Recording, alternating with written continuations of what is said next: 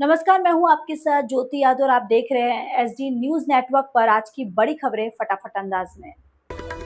बेंगलुरु में air India flight का runway से टेल स्ट्राइक। दिल्ली से बेंगलुरु जा रही एयर इंडिया की फ्लाइट AI 2651 लैंडिंग के दौरान हादसे का शिकार हो गई। कैंपो गोंडा इंटरनेशनल एयरपोर्ट पर उतरते वक्त विमान का पिछला हिस्सा रनवे से टकरा गया, जिसे एविएशन भाषा में टेल स्ट्राइक कहा जाता है। बताया जा रहा है कि फ्लाइट एक टर्बुलेंस की चपेट में आ गई थी, जिसके बाद फ्लाइट ने गो अराउंड करने की कोशिश की। इसी दौरान विमान रनवे से टच हो गया। फ्लाइट पे 181 यात्री सवार थे, लेकिन राहत की बात यह रही कि सभी यात्री और क्रू मेंबर्स पूरी तरह सुरक्षित हैं।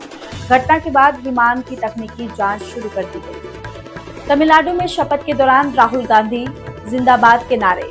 तमिलनाडु में विजय सरकार के कैबिनेट विस्तार समारोह में उस वक्त विवाद खड़ा हो गया जब कांग्रेस विधायक राजेश कुमार ने शपथ लेते समय राहुल गांधी जिंदाबाद के नारे लगाए।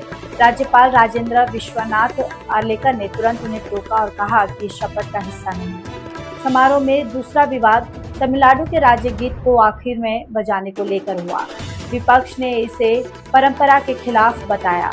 वहीं मुख्यमंत्री विजय ने अपने मंत्रिमंडल का विस्तार करते हुए 23 विधायकों को मंत्री पद की शपथ दिलाई, जिनमें 2 कांग्रेस विधायक भी शामिल हैं। कॉकरोच जनता पार्टी सोशल मीडिया पर छाई।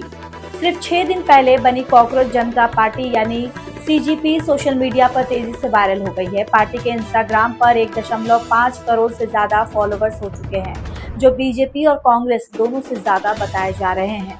हालांकि पार्टी का एक्स अकाउंट अचानक ब्लॉक कर दिया गया। पार्टी के संस्थापक अभिजीत दिपके ने आरोप लगाया कि अकाउंट को भारत में कानूनी शिकायत के आधार पर बैन किया गया है।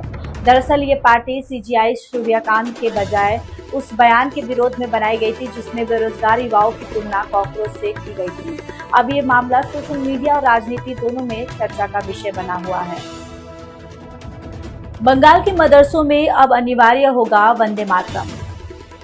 पश्चिम बंगाल सरकार ने बड़ा फैसला लेते हुए राज्य के सभी मदरसों में वंदे मातरम गाना अनिवार्य कर दिया गया है।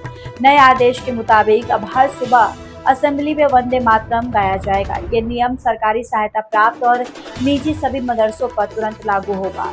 इससे पहले वहां राष्ट्रगान और बांग्ला प्रार्थना गीत गाए जाते थे। सरकार ने सभी संस्थानों से आदेश लागू होने की रिपोर्ट भी मांगी है। इस फैसले को लेकर राजनीतिक हलकों में भी चर्चा तेज हो गई है। शिमला एयर कनेक्टिविटी पर हाईकोर्ट सख्त। हिमाचल प्रदेश हाईकोर्ट ने शिमला की एयर कनेक्टिविटी को लेकर केंद्र सरकार को नोटिस जारी किया है। कोर्ट ने कहा है कि भविष्य में शिमला की हवाई सेवाएं बाधित नहीं होनी चाहिए। सरकार ने कोर्ट को बताया कि पहाड़ी क्षेत्र होने की वजह से शिमला एयरपोर्ट पर सीमित सुविधाएं हैं और रनवे बढ़ाना संभव नहीं है। फिलहाल दिल्ली शिमला रूट पर ATR विमान सेवा फिर से शुरू कर दी गई है। करीब 7 महीने बाद उड़ानें दोबारा शुरू हुई हैं। कोर्ट ने केंद्र से नई उड़ान योजना और हेलीकॉप्टर सेवा को लेकर भी जवाब मांगा है। शंकराचार्य लॉन्च करेंगे GoLX वेबसाइट। गौ हत्या के खिलाफ अभियान चला रहे शंकराचार्य स्वामी अविमुक्तेश्वरानंद ने अब गायों की ऑनलाइन खरीद फरोख्त के लिए GoLX वेबसाइट शुरू करने का ऐलान किया है। उन्होंने कहा कि OLX की तर्ज पर यह प्लेटफॉर्म काम करेगा, जहां लोग गाय बेचने के लिए विज्ञापन डाल सकेंगे। शंकराचार्य ने कहा कि उनका उद्देश्य गायों को गौहत्या से बचाना है और वे खुद गाय खरीदने के लिए तैयार हैं। उन्होंने साफ कहा कि किसी भी हालत में गौ माता को काटने नहीं दिया जाएगा। लखनऊ में ऑनर किलिंग का सनसनीखेज मामला। लखनऊ में ट्रेन के अंदर बक्से में मिले शव का मामला अब ऑनर किलिंग में बदल गया है। पुलिस के मुताबिक 15 साल की बेबी शबा की हत्या उसके पिता ने बहन और बहनोई के साथ मिलकर की। वजह सिर्फ इतनी थी कि लड़की एक हिंदू युवक से प्यार करती थी। आरोपियों ने पहले बाके से उसकी हत्या की और फिर शव के 6 टुकड़े कर दिए। बाद में शव ट्रेन में रख दिया गया। पुलिस ने तीनों आरोपियों को गिरफ्तार कर लिया है और हत्या में इस्तेमाल हथियार भी बरामद कर लिया गया है। इस घटना ने पूरे इलाके को झकझोर कर रख दिया है। प्रयागराज में डॉक्टर और वकीलों का टकराव बढ़ा। प्रयागराज में डॉक्टर और वकीलों के बीच विवाद अब बढ़ा। आंदोलन बन गया है। मारपीट और अस्पताल में तोड़फोड़ के विरोध में करीब 200 डॉक्टर हड़ताल पर चले गए हैं और OPD सेवाएं बंद कर दी गई हैं। वहीं वकील भी धरने पर बैठे हैं, जिससे हवाई पर जाम की स्थिति बन गई है। एम्बुलेंस तक ट्रैफिक में फंसी नजर आई। मामला एक महिला अधिवक्ता के इलाज के दौरान हुए विवाद से शुरू हुआ था, जो अब दोनों पक्षों की प्रतिष्ठा का मुद्दा बन गया है। प्रशासन दोनों पक्षों से बातचीत कर हालात सामान्य करने की कोशिश कर रहा है। पुलवामा हमले में शामिल आतंकी हमजा बुरहान ढेर। 2020 के पुलवामा ग्रेनेड हमले में शामिल आतंकी हमजा बुरहान की पाकिस्तान के कब्जे वाले कश्मीर यानी पीओके में गोली मारकर हत्या कर दी गई। अज्ञात हमलावरों ने मुजफ्फराबाद में उस पर ताबड़तोड़ फायरिंग की, जिससे उसकी मौके पर ही मौत हो गई। हमजा अल बद्रा आतंकी संगठन का सक्रिय कमांडर था और भारत सरकार ने उसे यूएपीए के तहत आतंकी घोषित किया था।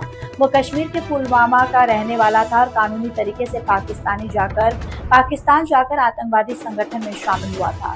सुरक्षा एजेंसियां इस घटना को आतंकी नेटवर्क के भीतर की रंजिश से जोड़कर देख रही है। रणवीर सिंह की फिल्म धुरंधर 2 पर कानूनी संकट। रणवीर सिंह की फिल्म धुरंधर 2 पर अब कानूनी विवादों में घिर गई है। दिल्ली हाईकोर्ट ने केंद्र सरकार और सेंसर बोर्ड को फिल्म की जांच के निर्देश दिए। एसएसपी के एक जवान ने याचिका दायर कर आरोप लगाया कि फिल्म में सेना के ऑपरेशन से जुड़ी संवेदनशील जानकारियां दिखाई गई हैं, जिससे सुरक्षा को खतरा हो सकता है। कोर्ट ने कहा कि भले ही फिल्म काल्पनिक हो, लेकिन राष्ट्रीय सुरक्षा से जुड़े मुद्दों को नजरअंदाज नहीं किया जा सकता। अब सेंसर बोर्ड और सूचना प्रसारण मंत्रालय इस मामले की जांच करेंगे। इस अंक में फिलहाल इतना ही। अगले अंक में आपसे फिर होगी मुलाकात। तब तक के लिए मुझे दीजिए इजाजत।